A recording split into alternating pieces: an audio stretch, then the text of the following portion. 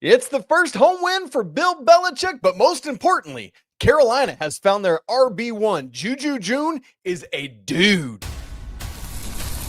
This is Kamori House, and you're listening to Locked On Tar Heels. You are Locked On Tar Heels, your daily podcast on the UNC Tar Heels. Part of the Locked On Podcast Network, your team every day.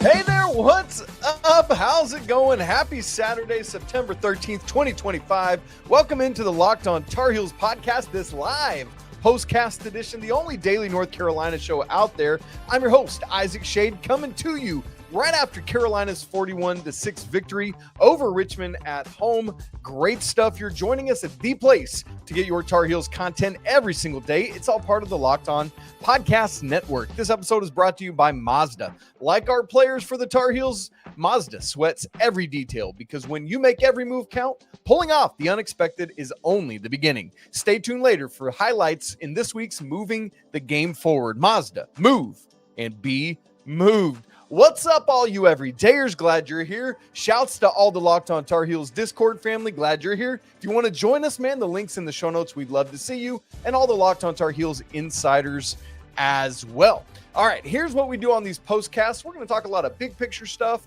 We'll talk nitty gritty stuff and all of that. Lots of people already hopping in, dropping in comments. Make sure you do that because we will look at those, answer questions in your observations later on in the show. Let me grab a quick drink.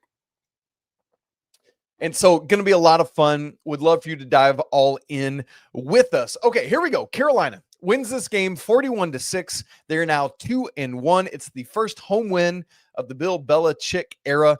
Also, by the way, I'd like to give a huge shout out to both of these teams for their ground focused approach because this game kicked off at 3:33 Eastern time and it ended with a kneel down from Autori Newkirk at 6:29. Yes, that means 2 hours and 56 minutes. When was the last time a college football game ended in under 3.5 hours, right? Like they must have adopted the MLB rules all of a sudden. Seriously, crazy stuff. Love to see it fly by. Also, a quick note. I don't know about you. I would hate to play for Richmond's head coach. I mean, he seemed pleasant enough talking to Coach Belichick. The announcers talked about how pleasant he was, but good grief. He's like the Bob Knight of FCS football, just yelling, screaming, nearly throwing iPads. I think you would have if it's a clipboard. Nah. And also, what are they doing on that last drive of the game? Let's take our time, run clock. We're just going to run the ball, run the ball, run the ball. Oh, wait, let's use that last time out, try to get 6. Nah. I loved that Carolina thwarted both of those passes, and then they're going to go ahead and kick a field goal on third down. Bro, like, what a weird end of game. Makes no sense to me. I get it. You're trying to get some points, but my goodness, have some self-respect. Like, try to punch it in or take a knee and go home. What are we doing? Okay. The single biggest thing we got to talk about from this game is coming in. Carolina was RBBC. The typical Bill Belichick law firm situation, running back by committee. There had been all the wondering about who's going to take over for Omarion Hampton. You know, we've seen all these 5 different running backs, but last week we saw Juju June run with fierceness and dedication and ending people's lives. And for the third straight game, we had a different starting running back. In game 1, it was Caleb Hood. Last week, I guess it was technically both Caleb Hood and Ben Hall. And then today, Juju June started this thing and ended it and everything in between. Yes, other running backs had carries, but my goodness, this dude has taken the bull by the horns. He is now RB1. He's the bell cow. There is no doubt about it. What we thought we saw last week was confirmed this week. June goes for 14 rushes, a career high, for 148 yards, obviously a career high, and 1 touchdown on the ground. Also had a catch for 19 yards in the air. And my goodness, this dude, I do not want to get in his way, but that little hesitation he had on the sideline, I can't even, it was somewhere in the second half. I'm like, oh my word. Juju had multiple big runs, had the run earlier in the game for 50 yards down to the 8, had the 45-yard touchdown run, and good night. I mean, he's the answer. He's the bell cow. Per Carolina, his 148 is the most by a Tar Heel freshman since Michael Carter back in 2017. You've heard of Michael Carter, right? I'm just kidding. Of course you have. And honestly, if it was a closer game, he could have easily eclipsed 150 and done more, but it's just like, you just don't need him to toward the end. And I mean, this is good news. I love that it confirms what we thought we were already seeing, and we trust that. So, man, Juju, way to go. More of that, please, all the time. So I hope you're encouraged by that as I am. The next thing we got to talk about is the defense, because the big question was, how would this defense follow up last week's game of only allowing 3 points? Again, as a reminder, the fewest to an FBS opponent since a game at Clemson back in 2001, 24 years ago. Well, today, by the way, was the first time Carolina had started on defense. Each in the TCU and Charlotte games, they had lost the toss, and so had to go on offense first. This game started with 4 straight 3-and-outs on defense. Like, Carolina just getting it done on defense. At that point, I think after those 4 drives, they had allowed -2 yards, I think it was, if I remember correctly. I mean, it was just absolutely crazy. In totality, how many 3-and-outs did Richmond have? 1, 2, 3, 4, 5, and then a couple of turnovers and other stuff like that. So the defense, man, coming out, getting it done. Yes, I know it wasn't 3 points because they got that little chippy field goal at the end. Fine, whatever. But 2 straight weeks of not allowing the opponent to get in the end zone. There's something to be said for that. And yes, again, I recognize the level of opponent, but still, as you're getting stuff figured out, to do all that is great. We wondered about, would they be able to force turnovers and do all sorts of stuff? Well, Carolina gets fumble recoveries on back-to-back possessions. I say fumble recoveries. The second one was just that beautiful strip by Bayer. I mean, like, he did it all. Strip, run, touchdown, all the stuff, man. You absolutely love it. And then the interception a couple drives later, and it was just doing everything you needed to do from the defense. And so really, really encouraged by what they're doing. Now, obviously, we then put a pin in that and say, okay, next week, big uptick in what you got to face going down to Orlando and UCF, getting back to the power conference level. Thankfully, UCF, several notches down, I think, from TCU. And so it's just like steps up in competition. Then you get a week off, and then Clemson comes to town, and then another week off. So lots of opportunity for Carolina to keep figuring things out defensively. But, man, I was really encouraged by what the defense showed in all this. And it's really what you need to see with the defense doing that. Because part of the other question was, would the defensive line be able to get more push? Because they had not been doing a great job of that. Just 1 sack through the first 2 games, and that was from Andrew Simpson, a linebacker, who, by the way, had to leave this game early. And so no word yet on his status, but we'll keep our eyes on that. But the defensive line, I thought, was getting much better push throughout this game. Abujude, like, good grief, dude. He was everywhere. He got that first sack on the second drive for Richmond. And then literally the next player, he got the next play, got another sack. And I mean, just doing everything you need to do. So Carolina, 1 sack through the first 2 games of the season, 2 sacks today through the first 2 drives of the game. Really, really impressive stuff. And again, the caveat on all of this is, yes, I recognize the opponent, right? Like, there is something to that. But other stuff from the line, there was on Richmond's 4th drive, Smith Vilbert had that great tackle for loss on the end around. There was another sack later in the game, which was also the first fumble that Carolina pounced on. And I thought that was really important for the defense, because Richmond had that sustained drive right at the end of the first half that they got that field goal out of. They had another sustained drive right at the beginning of the second half. And then that fumble came on the very next drive after that. And so it was like, man, the defense has been out there a long time. I'm worried about them and how they're going to look and feel. But Carolina did what they needed to do there, got that fumble, and really important. So other stuff from the line, but man, just you see them taking strides even without their full complement of players that you ultimately expect to be out there.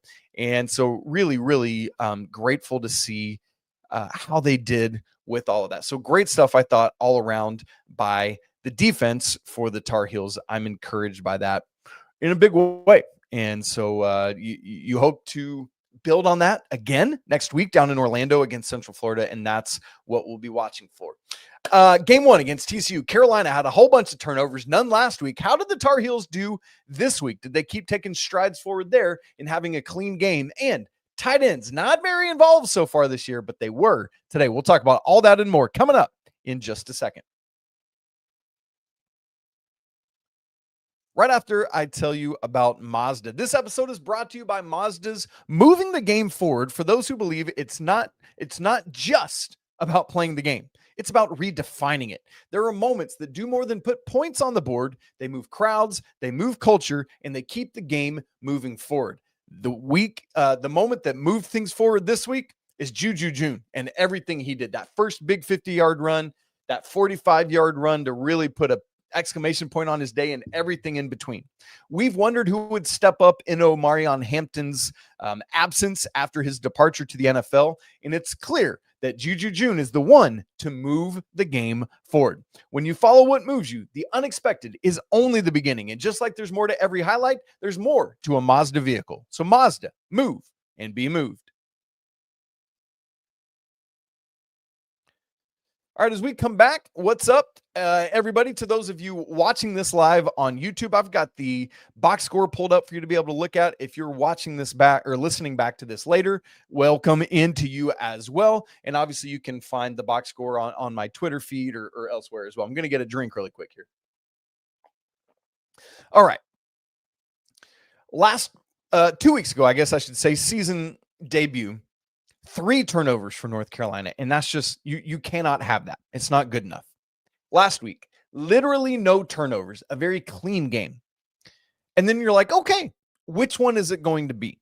Let's see how Carolina follows that up. And today, it was another clean game for the first teamers, for the starters. Obviously, Carolina did have that one interception late, but that was for Torrey Newkirk coming in. Unfortunately for him, his first collegiate pass is an interception. Carolina was on the doorstep after their own interception and just couldn't punch it in.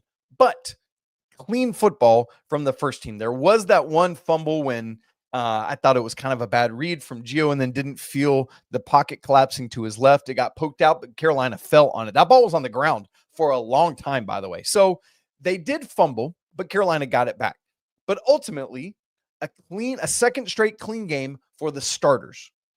And those are the things that you want to see, because part of it for North Carolina is they're still going to be in a process over this year and the next couple of years of building that talent base and that talent pool and really getting the essentials of Bill Belichick football in. And one of the ways you can do that well, whether you're talented or not, and this team is talented. I just mean they're still trying to figure it all out. But one of the ways you help move the bar forward more quickly is to not beat yourself. 3 turnovers, that's beating yourself. Getting 3 turnovers, is that how many Carolina had today? The pick, 2 fumbles. Yes, Carolina got 3 turnovers. But, man, not beating yourself is critical. And so I thought that was really, really important for the Tar Heels.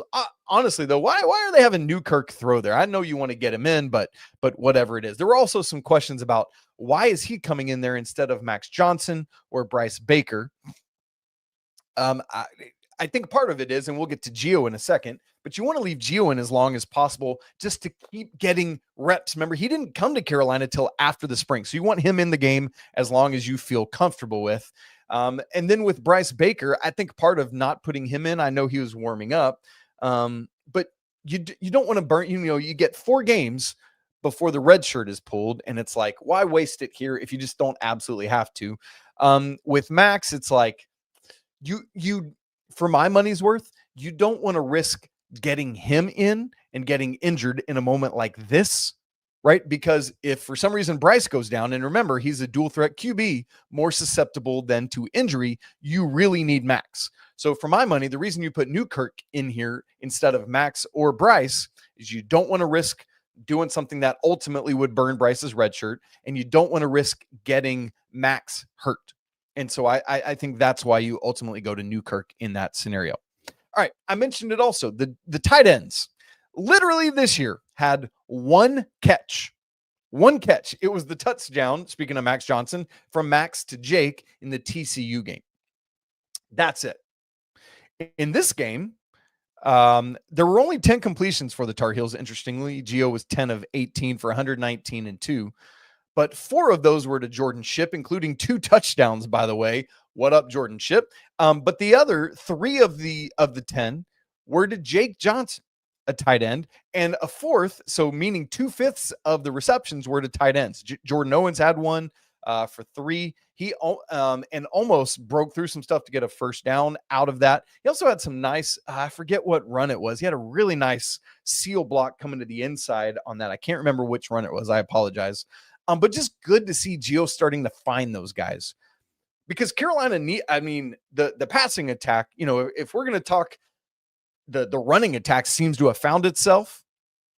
The passing attack is still a work in progress. And we'll talk more about Gio and that in just a second here, but good to see Gio get going a little bit. Good to see Jake Johnson getting involved, but that needs to continue to expand. Need to see more with the passing game. And there it is. But it's really, really nice to see the tight ends finally getting involved in this thing a little bit. Okay, we talked passing game. I said I was going to get to Gio, and let's do that. Gio had some nice moments today. Gio Lopez had some good designed runs. Didn't need to use his legs as much on third down as he did at Charlotte last week. Remember, he had, I think it was 3 different of those kind of scramble drill pickups. But there were 3 or 4 balls in the first half, like in the first 3-4 drives, that were just not good balls. There was the one, and yes, there should have been a flag, but that one to Paysour, even though Paysour had been getting held, still, I thought should have been able to hit him pretty easily. There's another one he sailed over, if I remember correctly, Jordan Shipp's head. He might have gotten hit on the end of this play, but there was one where he just severely overthrew Caleb Hood, I think it was. And there just several balls where I was like, I don't know, Gio. But then he had some other ones. Like there was one, I think it was late first half when they were in that, they had like they got the ball with 71 seconds, had a really long throw. He had rolled right, threw left to Jordan Shipp, allowed him to get out of bounds. And I was like, man, it was a good ball. Still a little bit high, but a much better ball. And that's part of, again, why I think you leave Gio in later in this game, trying to get reps and opportunities for him, because he's got to start finding it. I have not yet seen enough. I think there were a couple times today, like the first couple games, I didn't really think he got happy feet. I thought he ran when he should and stayed in the pocket when he should. There was one time, and this is going to be me disagreeing with the commentators, because he said, gosh, I forget what play specifically it was, but Gio took off and he said the pocket was collapsing. I thought he still had time, but he took off and got bottled up. There was another one, and then the fumble that Carolina recovered. And so just, I don't know, man. I'm not 100% sold on Gio yet, but also it's early, right? And so I am torn on that. I know next week at Central Florida is going to be very telling about where things are at there.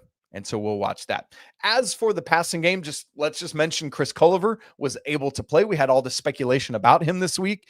I had said with him and with Christo Kelly against Richmond, you're not playing them unless they're really, truly good to go, because it's not worth risking re-injuring, especially with Richmond, UCF, and then an off week. So it was good to see Chris Culliver out there. Great to see Jordan Shipp kind of had a game last week, not much. Good to see him really back today, leading the team. But again, even in leading the team, it was just 4 receptions for 52 yards. Of course, literally half of those receptions were for touchdowns. The first one was a really nice ball across the middle from Gio, just caught it in stride and was able to beat everyone to the corner. And then the other one on the other side of the end zone, really good stuff there. There was a penalty on that play as well. And so that's good. And so great to see Culliver, great to see that. Let's talk special teams. This is a hallmark of some Bill Belichick stuff where, again, one of the ways you win, like you talk about being clean, one of the other ways you win is by winning special teams. And I know, like, let's just say the onside kick coming out of halftime, it's like, probably should have been ready for that, right? Like a desperate team in a desperate moment that's already run a fake punt. You probably assume they're going to try to steal a possession and go fake there. So I think that was kind of a miss. Thankfully, Carolina held them without scoring there ultimately and got the ball back and did that. But outside of that, I thought there was a lot of really good special teams stuff that happened in this game. I wrote notes on several of them, but Carolina's second drive of the game, which, by the way, now they've scored in the first drive of all 3 games, 2 touchdowns today, a field goal. Carolina's second drive of the game stalls out. They're going to have to punt. It's 4th and 5, right around midfield. Carolina draws Richmond offside. It's 5 yards, so they get the first down. That felt to me very intentional and purposeful and Belichickian, which is now an adjective that I made up last week that I'm going to continue to use. That felt purposeful to me. That's a special teams win. Kicking game has been great, still perfect on PATs and field goals. Very good there. It had been perfect on touchbacks for Reese so far.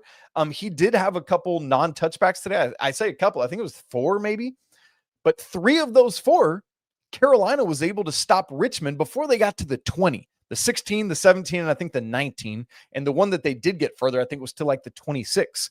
So honestly, I'll kind of take that if Carolina is going to be able to continue to cover it up that well, stopping them short of the 20 when you get the ball at the 25 on a touchback. So all of that, I talked about Richmond's fake punt. Carolina stopped that, was able to keep them a line short. And so really, really good stuff there on special teams, right? Again, yes, the onside kick that Richmond recovered, a negative, but really glad that Carolina was able to, I thought, win the special teams battle in every other regard. Really good stuff there. Go Heels. We will definitely take that. Speaking of the defense, one other thing I did forget to say. One other thing about the defense is, yet again, there were multiple, 2 different times when Richmond got down into the end zone and Carolina bended but didn't break, man. They were able to hold them. They stopped. I mean, Richmond's big running quarterback guy, I was legitimately concerned about him. He did nothing. Carolina was able to stop him multiple times, stopped him. They went to him on 3rd and 4th down inside the 5. Carolina stopped both of them. Kamori House, Andrew Simpson, they're out there just popping dudes, right? And so really encouraged by all of that the defense was able to do there. Now, the big question going forward is, how do you take more steps as the competition goes up in Orlando next week? And that's what we're going to have to continue to watch. All right. I want to go check out your comments, see if there's any questions we want to follow up on to wrap up the show. And that's what we're going to do coming up here in just a second. Right after I tell you about our good friends at Drip Drop. When I'm on top of my hydration, I notice that everything works better. My energy, my mood, my focus, even my skin. But getting enough fluids every day, man, that's not always easy. And that's why I've been loving Drip Drop. You can't see it today. I should have put it in a clear glass like I usually do. But Drip Drop is doctor developed and scientifically proven for fast hydration. It's a powder you just pour in your water or whatever you want to pour it in, man. It uses the perfect balance of sodium electrolytes and glucose to help your body absorb fluids quickly, delivering 3 times the electrolytes and half the sugar, unless you get like this, 0 sugar like I've got, of a leading sports drink. I always keep a few pockets in my backpack. It saves me kind of during the day when I need it. I also keep it right here in my podcast room, like I just showed it to you. It saves me, man. All I do all day is talk. I've been struggling with a throat thing this week. You can even maybe hear it strained a little bit right now. And thankfully, let's have some. Oh, yeah, that's that watermelon flavor today. So good. Right now, Drip Drop is offering Locked On listeners 20% off your first order. Just head to dripdrop.com and use promo code Locked On College. Again, that's dripdrop.com, promo code Locked On College for 20% off. Stock up now before the heat hits hard. All right, let's go over to the comments. I'm going to keep the box score pulled up in case anybody wants to continue to look at that. I'd asked a couple questions in the comments. I said, how are we feeling about Juju? Where are you at on Gio? Samuel Gonzalez says, I'm not convinced that Gio is the answer at quarterback. Saw too many errant throws again today. Even some completions weren't well placed. Sam, I am with you on that, man. It's tough to see everything coming together like that. And so I think you got to continue to roll him out, though. I think you see what you got. And I know that's a little bit different than what I said, because a couple weeks ago after what Max did, I was like, I think you switched to Max. But now that they've shown they're committing to Gio, I think you got to use him again at UCF. And if that doesn't go well, or if we don't see things, then you got to switch it back to Max. I'm curious what the tape is going to show with that. He obviously does something different for Carolina, meaning Gio, because of his dual threat capability. I think there is something to that, but we do need to see more accuracy. We do need to see him settle in, and the passing game has to open up, especially now that the running game is starting to do what it's doing. All right. Dean McBride says, can our defense do that every week?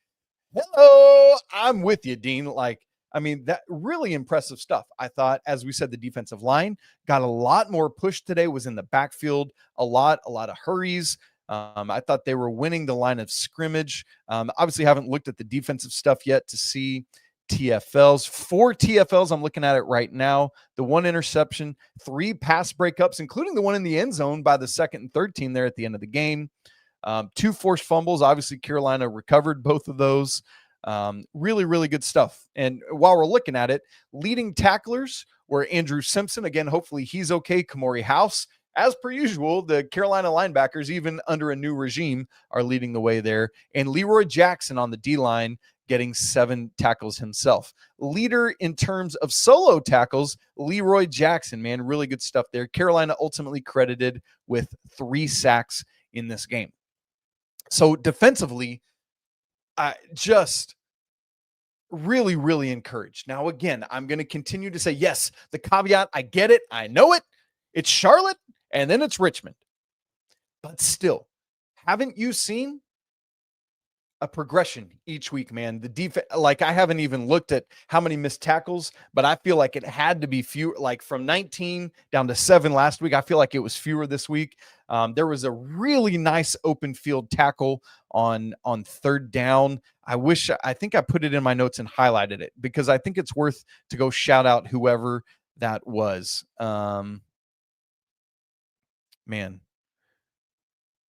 Maybe I didn't highlight it. I apologize. I really wanted to shout out whoever that was.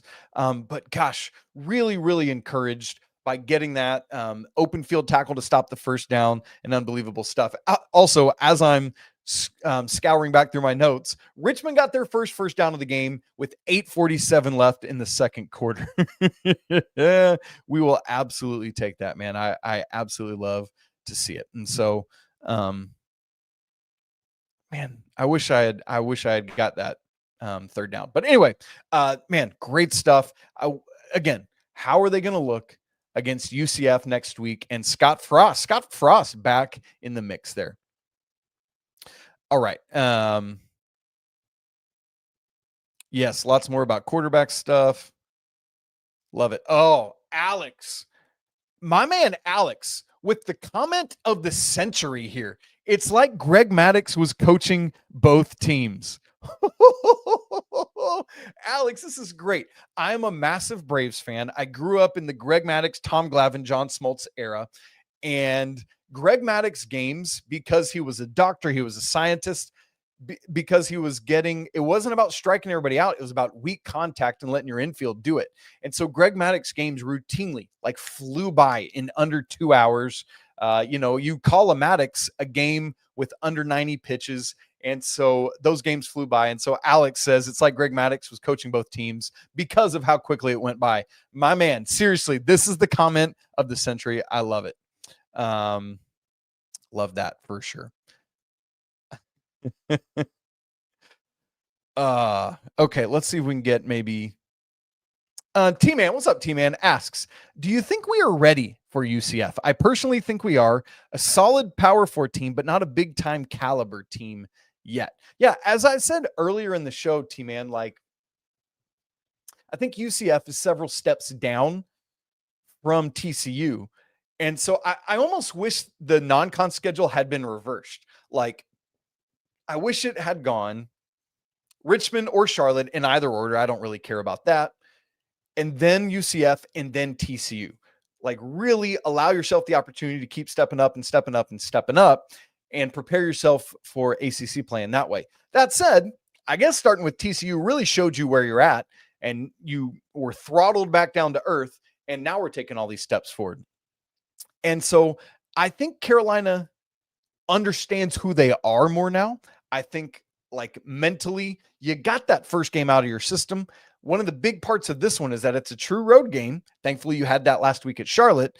And so I think this is a perfect type of team to test yourself against. Remember, Carolina's ACC schedule is pretty easy in terms of the caliber of team. They're not having to play Georgia Tech or Miami or Florida State or Notre Dame or Louisville. Clemson is the only, like, looking team on there, and they haven't looked great so far. And so I think UCF is a great parallel to what a lot of the ACC teams are going to be that the Tar Heels play. And so I'm really encouraged by that side of it yet. And so I think that is another good measuring stick as Carolina prepares to launch itself into ACC play with a week off after that to really figure more out.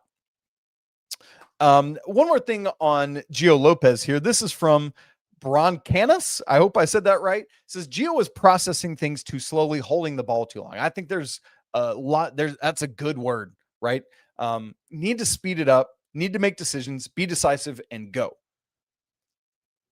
But he needs to deliver a good ball when he decides it, right? Like that's part of it. Mark Schrader, what's up, Mark? Great to see you. Says, I can't be mad about today. How many times have we been worried about games like this over the years? This wasn't close. And I'm right with you. And honestly, Mark, the only reason it was this close, and I know you would agree, is because of how quickly the clock ran, right? Because Richmond was so content to just run the clock and run the clock and run the clock. I think it was like Virginia in basketball. More possessions, Carolina would have scored a lot more. What was time of possession here? Let's see. Got to try to find it. I'm slow in doing so. I apologize. Yeah, I thought so. Richmond, 37-59. So basically 38 minutes for Richmond and just 22 for Carolina. And so, yeah, that's actually not shocking to me. And so I'm encouraged to not, I guess I don't know why I say encouraged. I'm encouraged because it felt like that. And that's what it turns out it was. And so really, really good stuff there. All right, guys, I'll find out. Alex says, I'll take that comment of the century award. Yes, sir, you will. I wish I had some kind of brave something I could send you to celebrate. Really, really cool. You guys, great to be together. Great to get this another win under the belt, moving on to go down to Orlando. Gosh, I'm so curious to see what is going to happen down there. I hope you enjoy the rest of your Saturday. Thanks so much for being here. If you've not yet subscribed to Locked On Tar Heels on YouTube and audio, do it right now so you don't miss a second of the show. If you've not joined the Locked On Tar Heels Discord, we'd love to see you in there. That link's in the show notes, and it's free to join. If you're not a Locked On Tar Heels insider, that's the way you can go next level with the show. That link is in the show notes as well. We're going to talk again on Monday, more about this and lots of other great stuff ahead of another great week. Let me say one thing about next Saturday. I am taking my wife to see Nate Bargatze for her 40th birthday. And so we're going to be gone. Just sometimes family has to be the priority. So no postcast next Saturday after the game. Might do on Sunday morning or something like that. We'll see what happens with it. So I just wanted to let you know that now. You guys, it's always a great day to be a Tar Heel. Have a great weekend. We'll talk to you soon. But until then, peace.